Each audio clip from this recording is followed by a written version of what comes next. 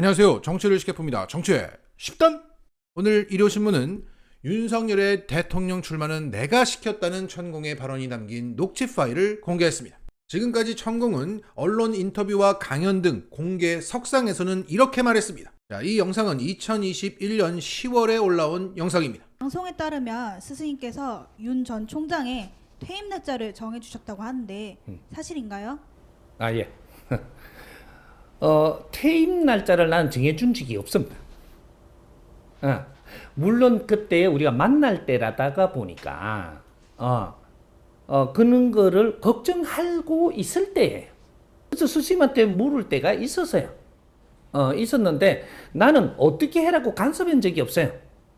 판단을 잘할 수 있도록 돕는 거는 했지만 그분이 지식인인데 내 말 들을 리도 없고 그러나 내 의견은 어떤지 물은 적은 있죠. 지식인이고 물을 줄 알아야지. 거르지한테도 물어야지.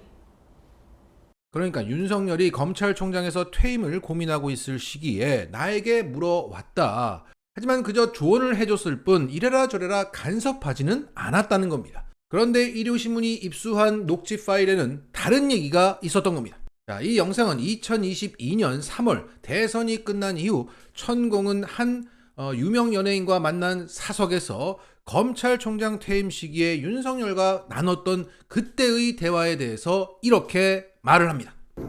이제 내가 할 소리가 그래요.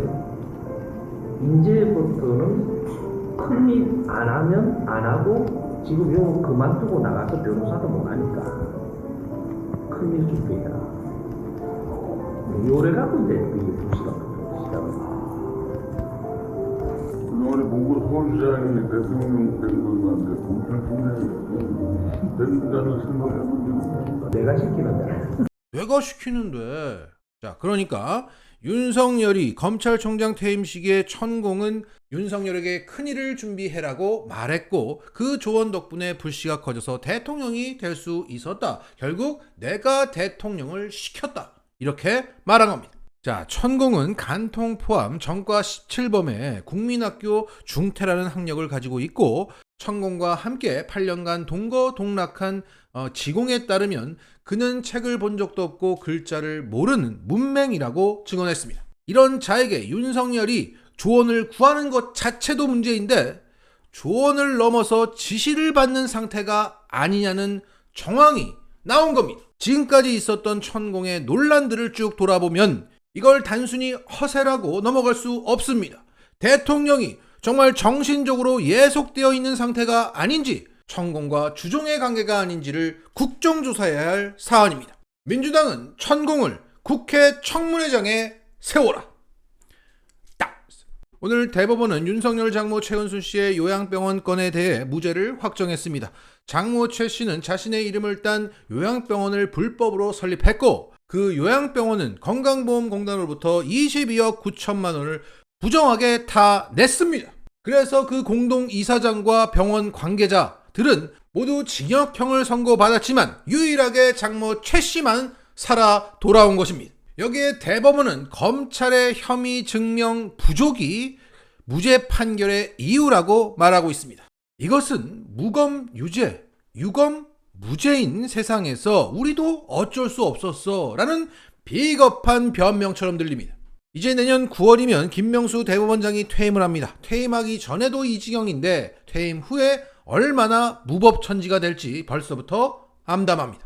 자, 이런 가운데 윤석열은 문재인 케어 때문에 건강보험이 적자가 났다며 보장 범위를 대폭 축소하겠다고 했습니다. 자신의 장모는 건강보험료 23억 원을 빼먹고 자신의 부인 김건희는 60억 자산가이면서도 월 7만 원의 건강보험료를 낸 주제에 적자를 운운하고 있는 겁니다. 더욱이 문재인 케어 때문에 건강보험이 적자가 났다는 말도 거짓말입니다. 문재인 케어 이후 건강보험 재정 현황을 보면 줄곧 흑자가 났고 작년에도 2조 8천억 원의 흑자가 났고 누적 적립금만 20조 2천억 원에 달하고 있습니다. 하지만 문재인이 많이 보장해줘서 적자가 났어. 이제 보장 범위를 줄여야 돼. 라는 근거 없고 단순한 거짓말로 엄포를 해서 사보험 시장을 키우려고 하고 있는 겁니다. 결국 여기도 민영화를 해서 가진 자들을 위한 판을 짜고야 말겠다는 겁니다. 약자들이야 짓밟아도 모르거나 속거나 찍소리하고 마니까.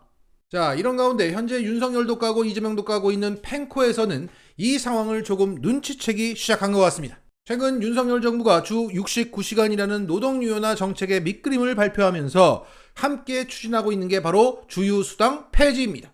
주유수당을 유지했을 때 내년 월급은 200만 원이 넘는데 폐지하고 나면 160만 원이 된다는 이 적나라한 현실 앞에서 펜코는 이런 반응을 보이고 있습니다. 주유수당 폐지하고 싶으면 폐지하기 전에 최저시급 12,000원 이상 올리고 해라. 최저시급 안 올리고 주유수당 폐지하면 다 같이 죽자는 거 아닌가?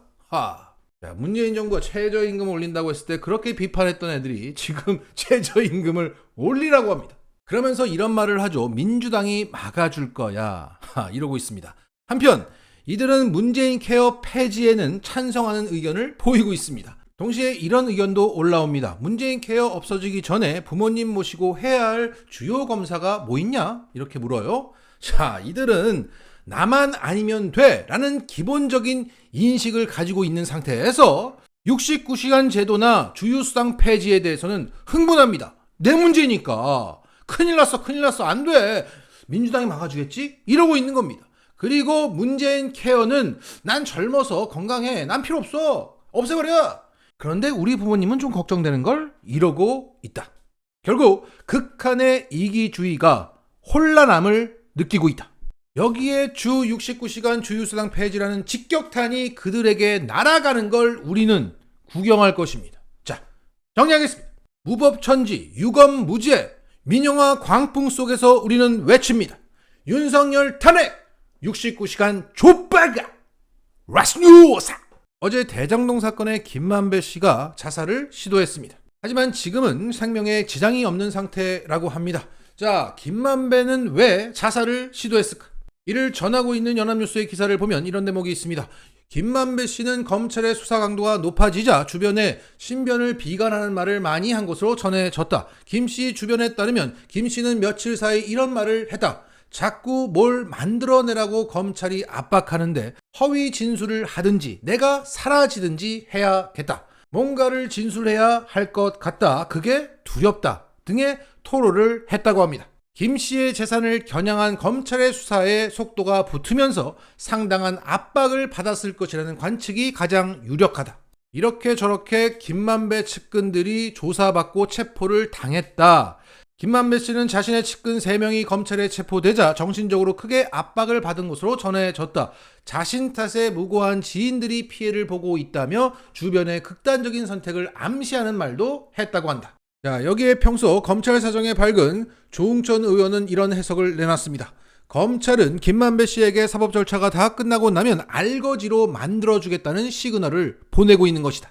이런 가운데 방금 검찰은 김만배 측근 2명에 대한 구속영장을 날렸다고 합니다. 자, 다들 아시겠지만 김만배는 작년부터 일관된 진술을 하고 있고 최근 법정에서 진술을 바꾼 남욱과 대립하고 있습니다. 그래서 이재명 대표를 잡고 싶은 검찰에게는 김만배가 크나큰 걸림돌이 되고 있습니다. 자, 지금까지 내용을 정리하자면 검찰은 김만배가 말을 바꾸지 않자 김만배의 재산과 주변을 털었다. 검찰이 자신의 측근까지 구속시키려 하자 검찰이 원하는 대로 진술을 해야 하나? 라고 말할 정도로 김만배는 마음이 약해졌다. 그리고 극단적인 선택을 시도했다. 그럼에도 검찰은 그 측근들에 대한 구속영장을 끝내 날렸다. 자, 김만배 씨가 유검 무죄, 무검 유죄가 되는 현실을 절감하고 심적으로 무너진 상황으로 보입니다. 따라서 이후 진술이 바뀔 가능성이 있어 보입니다. 정말 검찰 무도하기 이를 데 없습니다. 메시지를 공격해서 안 되면 메신저를 공격하고 메신저가 설득이 안 되면 주변을 털어서 스스로 무너지게 만드는 검찰의 전형적인 수법을 우리는 실시간으로 보고 있는 겁니다. 자, 정리하겠습니다. 김만배가 죽어야 사는 검찰을 죽여야 삽니다. 마치겠습니다.